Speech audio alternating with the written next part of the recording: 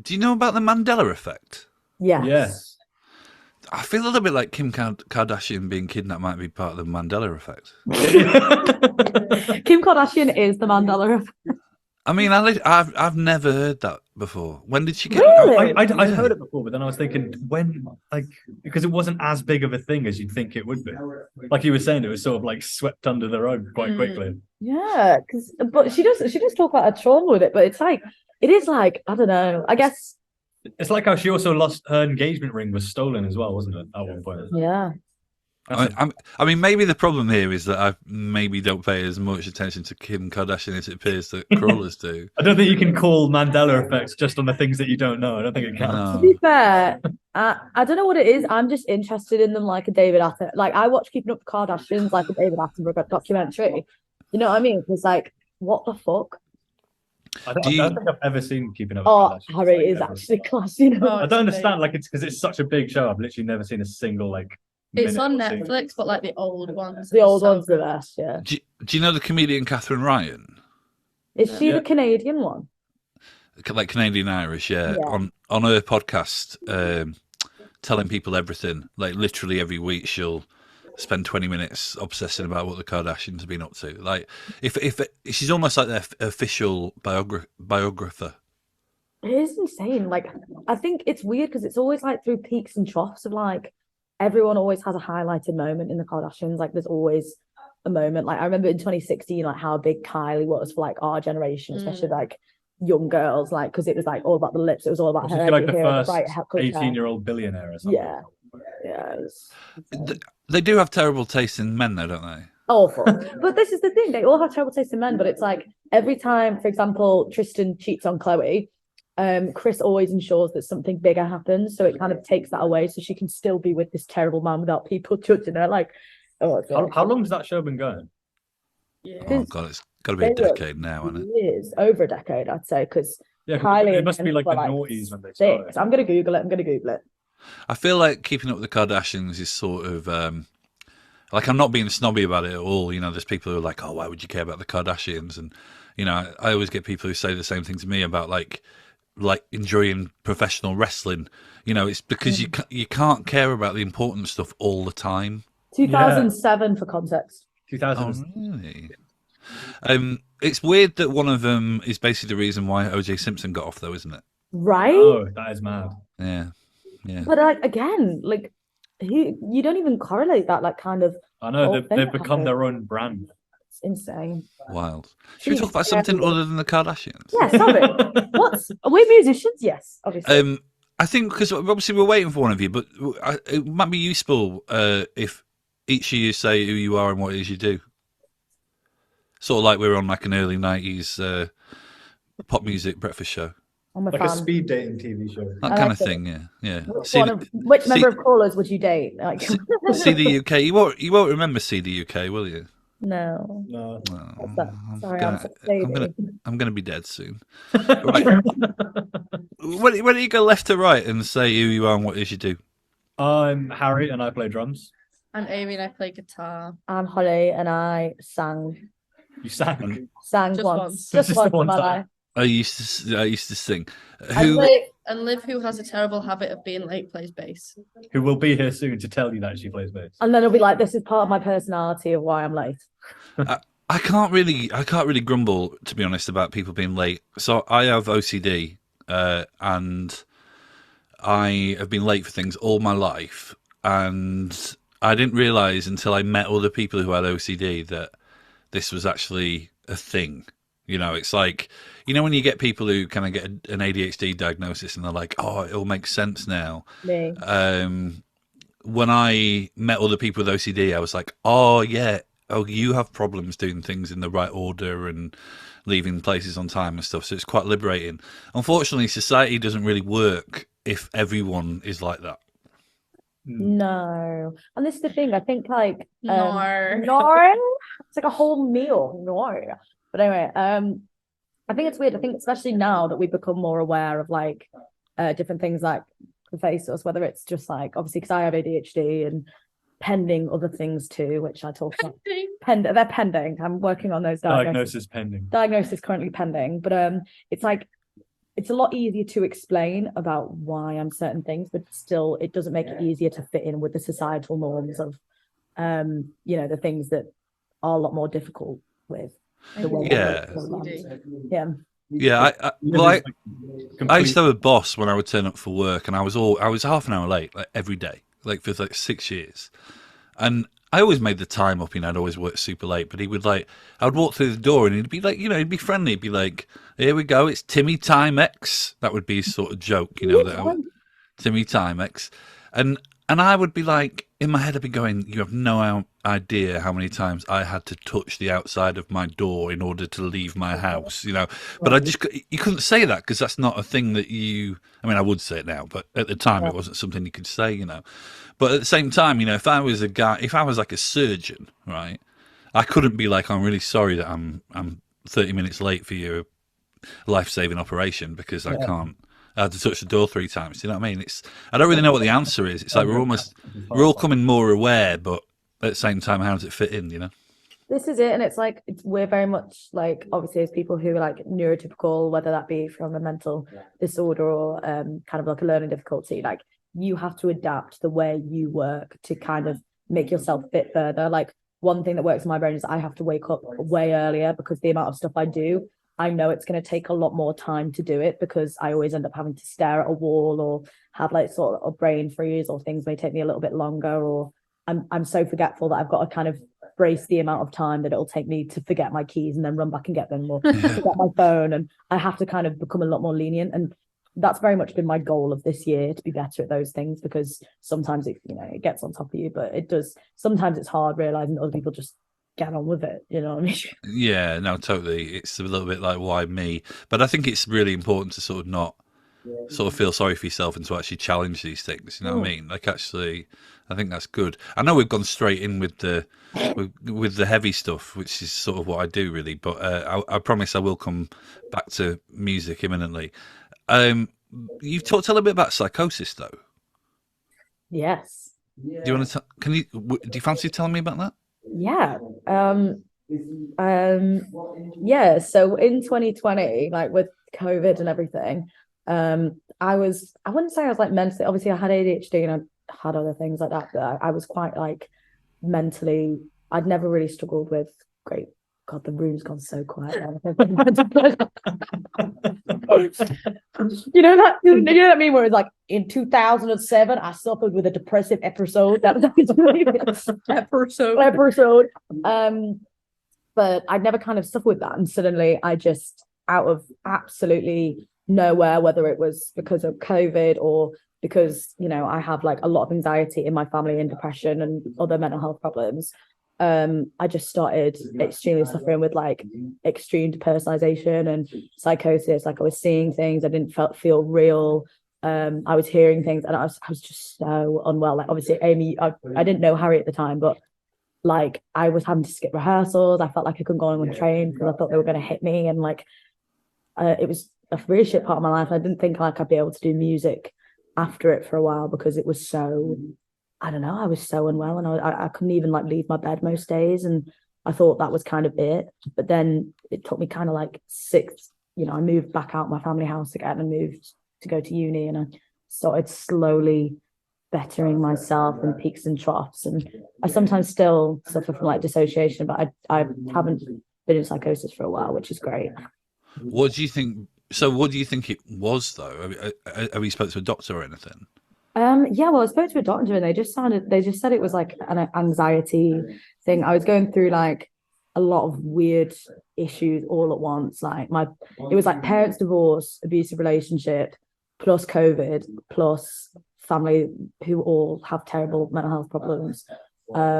Plus like, I don't know, it was just all of that in one, I guess. And then it all just kind of came at me so suddenly. Like it was actually out of nowhere, wasn't it? Like I was normal and then I just wasn't. And I think it's weird because I look back at it now and it's like, doesn't even feel like that was me. So weird. This personalization stuff was so weird. It's horrible. It's so bad. And like, I think people don't, because this is obviously when people are like, oh, I'm dissociating or thingy, and they're just zoning out, and it's like, it's not like that. Like you can't even you can't even fucking explain it when you just feel so out of body. Like when I was going through it, because obviously I was still at home with COVID with my like ex and like my family, the only thing that would get me out of it was like I was playing like Cuphead. Do you know the game? Oh yeah. It was like the only thing, because it was so difficult. It was the only thing my brain could focus on. Otherwise, I'd just go on these things like, because I was scared the world looked so big and I was so out of it. And I thought that it was just weird. And then I just had panic attack. Like I couldn't eat for like 3 months. It was bloody Welsh shit, wasn't it? Like, Sounds shit. it was Oh, Welsh man. shit. But like, I think if I told myself now, because I was 20 then, like 3 years later, I'm somehow, because I couldn't even face like long car journeys. And like now I'm going on like 7-hour planes to like LA and doing all that shit. I don't think I would have believed I could get out of it. So slay on me, I guess. Like It's so mental. Like in my 20s, I worked at the NME, and I had a thing where I had to touch. I mean, like, no one knew this stuff, you know. It was like my sort of horrible secret. But everyone would be like, "You come in the pub," and I'd be like, "Yeah, I'll be there in sort of 20 minutes." And like I just couldn't leave the office because I had to touch desks so many times.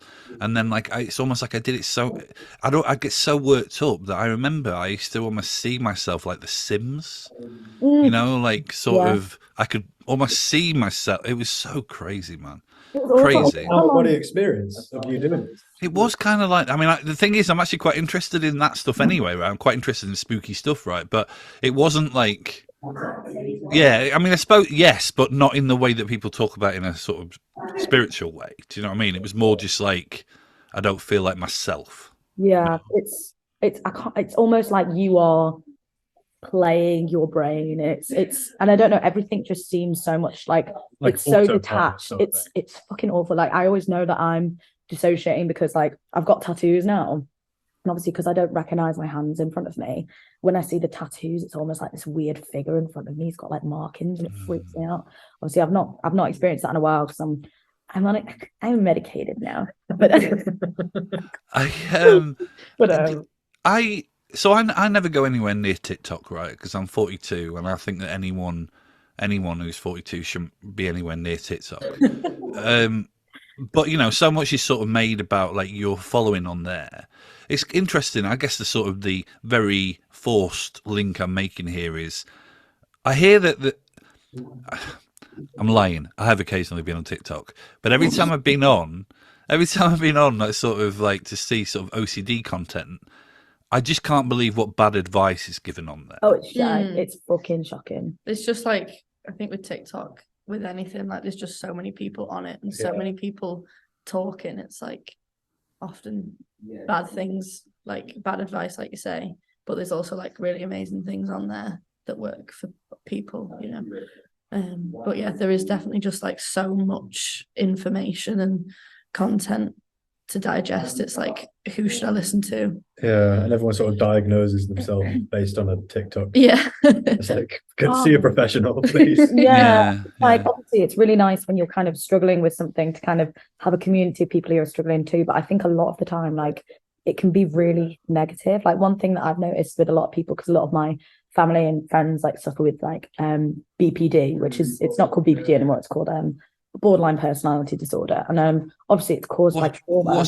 What's the other name though? Because I know that when I was having some problems, they said it begins with E, emotional irregular disorder, I think, maybe. They said it, and I was like, oh, that sounds like it might make sense. And then I googled it, and they were like, oh, the other name for this is borderline personality disorder. And I was like, you cheeky bastards, trying to slip.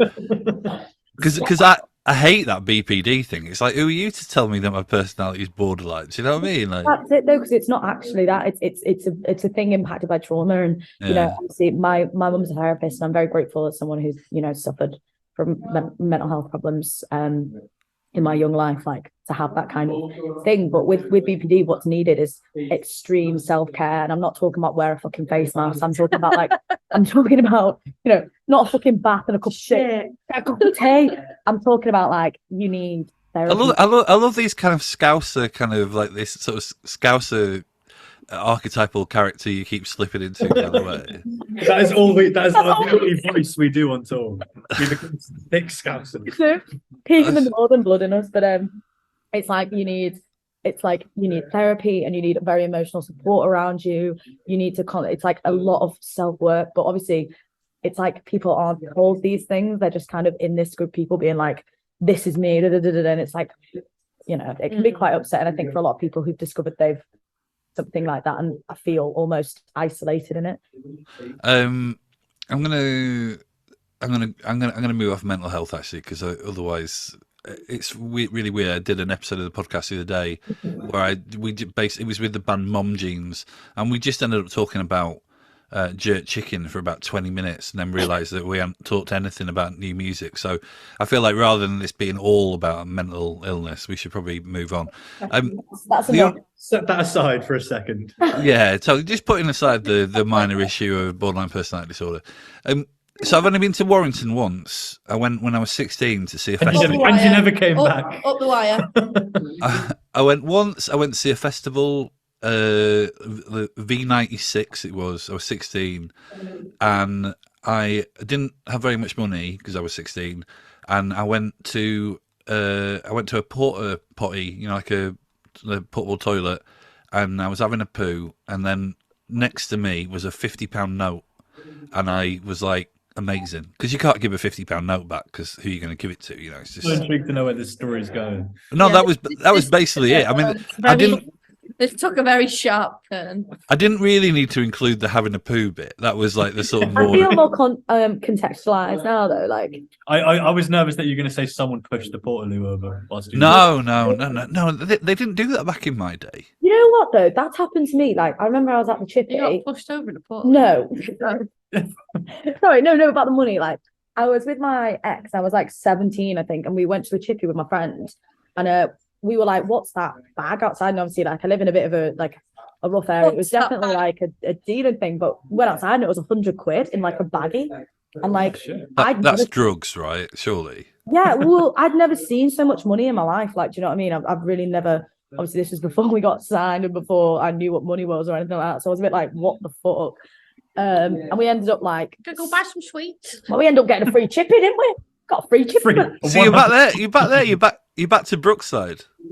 Anyway, what's the story about the portal? Or was Anyway, that sorry, the story? Warrington. Is that You the story? did you just want to say that you were having a shit in a portal? I love the fact that you want to know what comes next, like a part 2.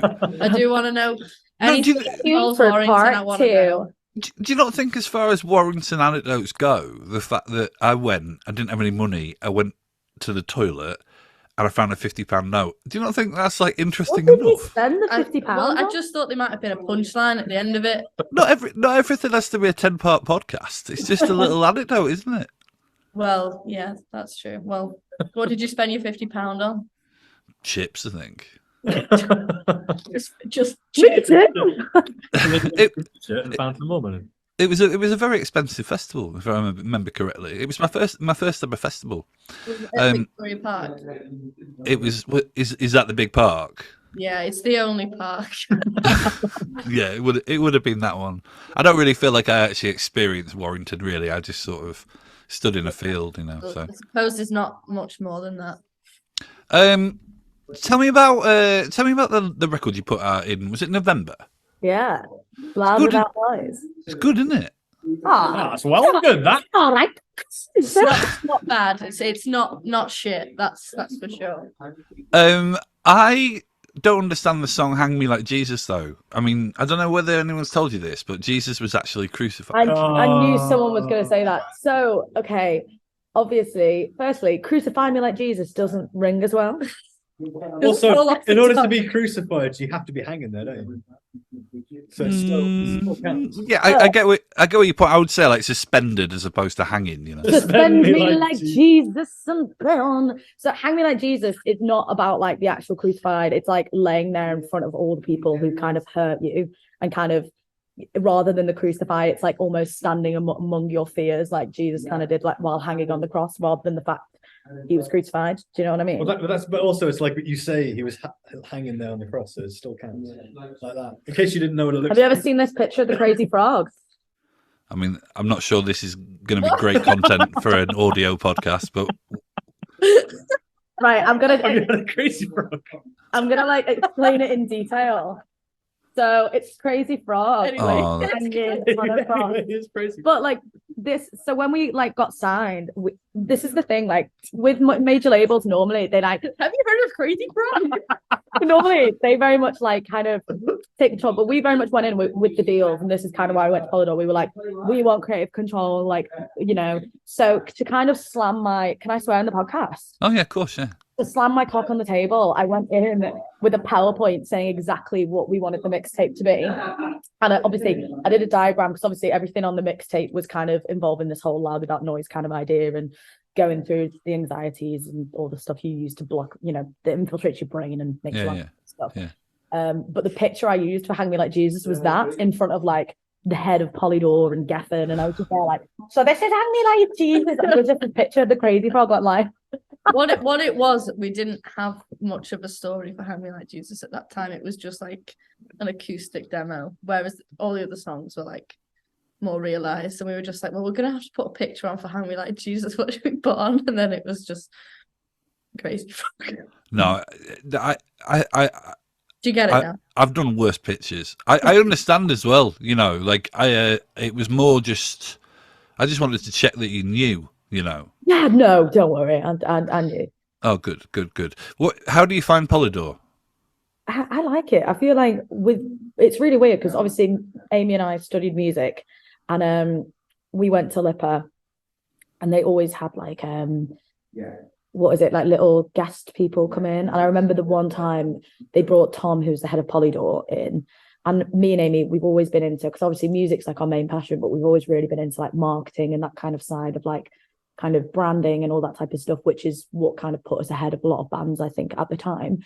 And when he came in, it was the first time I felt like inspired. Like I literally, I like went up to him. I made a big thing about going up to him at the end of the seminar and going, I can't wait to see you again soon. Like I made a really big thing about it. And because I learned so much from that one session. And then, so when they obviously wanted to sign us, they were a little bit ahead just because of kind of our history with them and knowing their roster and also, and like a lot of their campaigns and stuff, as well as them being like, because I had a lot of labels like ask for help with like TikTok and type of stuff, because obviously I've always been pretty good at that somehow. And Polydor were always the ones that I kind of took inspo from, and they were the only ones like very much ahead of the game from my socials. And I felt like we could actually expand our ideas with them rather than being ahead of the label. So that's really interesting, you know. Like, I mean, it's funny because, you know, when I mean, it's changed so much. But like when I was growing up, you know, the whole like if a band or myself as a sort of one at that point, like a wannabe. Well, I suppose at that point I was a wannabe musician as well, really. But like a sort of wannabe creative, like from the world I came from, you know, if you said, "Oh, I'm interested in marketing," that would have been seen as like quite a, you know, like a bit of a sellout kind of thing, you know. But actually, I always felt a bit uncomfortable with that because I was always fascinated by the idea of marketing and always liked the idea of, I mean, it's just sort of like focused creativity in lots of ways is how I see it, you know. So it's kind of, I don't think it's a sort of, I don't think it's a bad thing that you're interested in that stuff. Yeah. I can see why that would put you ahead, you know. I think the idea that you can't be a good musician and creative and good at marketing and business is just a myth. Yeah. By people who can't do both. Yeah. Fucking funny. Secondly, like I also think like marketing, it's such a creative thing, and like with everything that we write about, all of it kind of has this overarching story, and everything's not just a song. Like every little guitar bit we do or every single lyric has a much deeper meaning, and then being able to present that in a way visually, and then also kind of knowing exactly who you want that to hit, and knowing like, I think it's all part of a new wave of creative process that, you know, is really nice. And I think obviously now that creating an album and doing all these things becomes very overbearing, it's kind of almost instead of doing it directly yourself, it's kind of being at the label being like, right, this is what we want you guys to do, and kind of trickling it down that way, which is obviously a little bit different from when we started off, but it's still at the end of the day us being bossy little bitches, isn't it? It's funny though as well because, you know, we were I mean, I there's loads of people at Polydor I like. I think I think Susie, your press person, is one of my. I love Susie so much. Yeah, she's amazing. She's brilliant. I mean, I've only ever been on one trip with her, and we went to the Alps to see a band, and which was a unique trip going to the Alps. And we were in the band's van, and as it climbed a hill, their mixing desk fell off the back shelf on her head, and she had to spend the rest of the evening in hospital with blood streaming down her forehead. And I just thought, again, there's not a part 2 to that story. It's just a good story, by the way. Just, are you satisfied with that? You don't want a part 2, but there's loads of really nice people at Polydor. I think it's a really good label. But we were saying that thing where labels will say, "Oh, we're all like family," and unless you're like Bono, it just never ends like that. You know, it's always like at some point, like, "Oh yeah, we used to be signed to," or whatever. Like, and I actually think that bands that can do this stuff for themselves, like market themselves or promote themselves or whatever, like, I mean, no one's ever going to understand your band like you do. Exactly. I think like when we were in the position we were doing so much just us and our management, and we were really lucky because we had our first single out, which we completely distributed ourselves, like completely self-funded from doing like little basement gigs. And then Alf and Dave, who are our managers now, found it on Spotify because we ended up like getting a massive gauge of American audience from this one song, like, which was great. It was from this really silly thing as well, because I used to do like a makeup Instagram, and I used to like cosplay, and I used to just absolutely pound my Instagram being like, go follow my band, and everyone was like, actually this is really good. And I was just like, yeah. And it got found that like from that, so even since that day it was just us and Alf kind of just like, you know, since he believed in us from the first track, just absolutely playing it down. I think we just kind of had a lot of self-belief, and even from like I'm over, like the music video is like entirely like our vision, and Monroe, all that kind of ideas. Like Harry, we actually found Harry from writing a review about one of our first songs, and from that we were looking for a drummer while he did that, and he was like, yo. And from then Harry still to this day does like our mailer and all that kind of things, just so, because we all love being a part of, you know, the whole creative process. No, if we weren't in a band, if we weren't in Crawlers, we'd still be working at a label anyway. So there's no reason why we shouldn't use those skills that we would be using. Oh, I love that. I mean, it's just kind of making a decision that you want your life to be about music and creativity, and, you know, just being interested in it across the board. I just think it's another thing that I like about your band. Oh, thank you. I think like songwriting's like the thing that makes me, and I think you're the same, like it's the thing that makes me happy and gives me the buzz of life and when on producing. But then like I also have this hobby, which is like the creative arts, like the mood boards and that type of stuff. And like in this job, luckily we get to do both. Well, it's funny. I mean, again, I'm going to sound like an old fucker, but like it's like the Manic Street Preachers, who were like a band that I was obsessed with as a teenager, and they talk about, you know, their early records when they were, you know, they were sort of like workshopping kind of slogans and putting together kind of images of like icons from pop culture that they admired, whether it was like Marilyn Monroe or, you know, various Marxist politicians or Marxist thought leaders or whatever. And like, it's just marketing. They didn't call it marketing, you know, like that's all it was really. Who is Soup? I wish we had him. I wish we had him. He's in my house. Okay, so he's got a bit of a story. The Law. So when we first kind of started getting big, this was like, I always say like pre-come over, because that's when we kind of went a bit more mainstream, but this was when we kind of had a very cult following. But we just kind of had a few videos on like Instagram and TikTok that kind of popped off, and people were really starting to get into the band and our like dynamic and stuff, because, you know, I think we're very fortunate where we are just best friends who all love doing the same thing. And we had a month where we just stayed at Liv's house. It was literally just us and Liv in their hometown in Warrington, like just getting drunk, playing games and writing songs, and that's all we'd do. And we decided to like live stream to our fans, and Harry had found one of Liv's like childhood dolls, which Liv called Socks, and it's one you'd heat up and put in the microwave and like warm. So Harry was just playing with it, and Harry's got this thing where he's like, with toys, you can really make them look human. Yeah. Like Harry's actually a puppeteer, like he's really good. Like it's no, honestly, like if he did do music, he'd probably be a puppeteer. I probably would be a puppeteer. It's my calling. And then on the live, everyone was like, who is this fine young fella? And we were like, I don't know, he's not got a name. So our fans called him Soup, and it's kind of stuck. And he's just been with us since. Yeah, he's been with us, comes on every tour now. Speaking of which, Liv is here. Are we going to let her in? Oh, Oh, right, only come on, probably everyone 40 straight minutes. ahead. 41 minutes. 41 minutes late. Tell me something that she'll be surprised that I know before I let her in. You should say, Liv May. Your bass Susie. They've got a bass. They've got two main basses, and they both have names because she thinks they're her children. One is called Susie, and one is called Onyx. I think it'll come across as creepy if I say that. A super fan. Here she is. Hello. What time do you call this, you bastard? Hi. Hey, I'm in the middle of getting a tattoo. I got here as quick as I could. That's so rock and roll, bro. You're so rock and roll for that. I know, I'm so sorry. Are you Axl Rose? Yeah. Thank you for noticing. The thing was, I was actually sort of just getting to the point where I was going to wrap up. It was at such a point that I'd started to ask questions about soup. So I was. Oh God. I was a little bit like. Point in the interview. Yeah, I was a little bit like, oh yeah, we're probably done really. But then when you turned up, I was like, oh well, we should probably have another minute or so. Right, I'm so sorry. This is The last- third time The this has last happened. like 3 meetings we've had, Liv has arrived at the end, and as soon as she arrives, it's like, right, well, that's everything.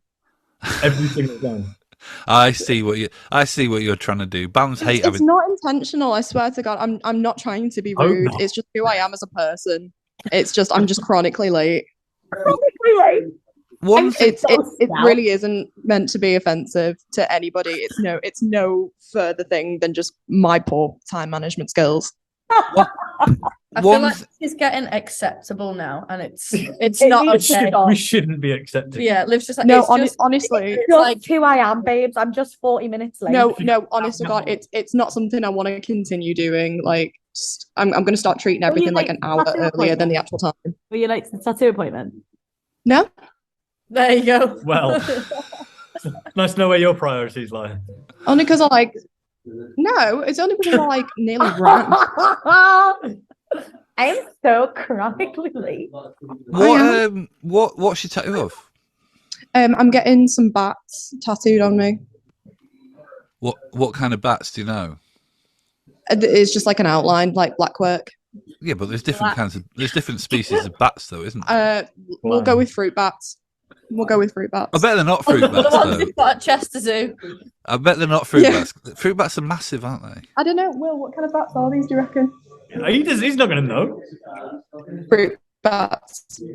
She's going with fruit bats. I mean, You're the artist. I don't want to like call out your I don't want to call out your tattoo parlor, but I would bet £100 that I don't have right now that they're not fruit bats.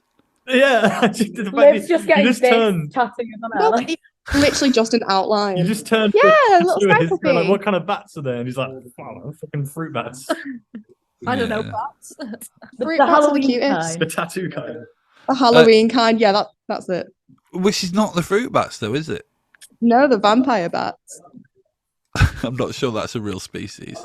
It is. Liv, I'm really sorry. I'm really sorry that you Oh, sorry, the goth bats. Goth bats. goth.